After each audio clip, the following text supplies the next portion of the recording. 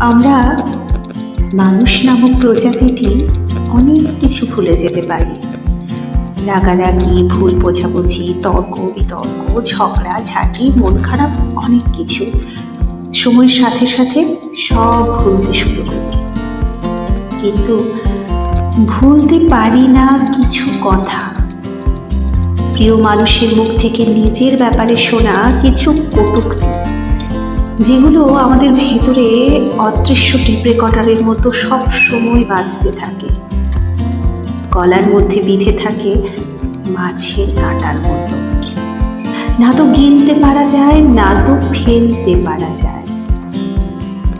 আমরা ভাবি এই তো আমরা দিব্যি আছি, হয়তো সব কিছু ভুলে গিয়ে হাসি নিয়ে সুন্দর ওই মানুষটার সাথে ঘুরে বেড়াচ্ছি, গল্প করছি, অনেক আনন্দ নিয়ে বাঁচছি।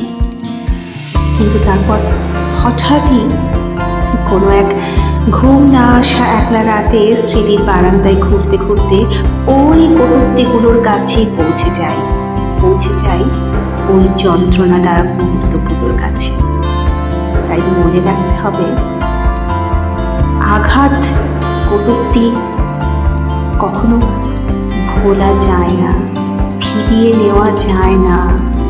কাউকে কটূক্তি বলে আঘাত করার আগে ভেবে নিন, সম্পর্কটা কখনোই আগের মতো সুন্দর হয়ে বাঁচতে পারবে না।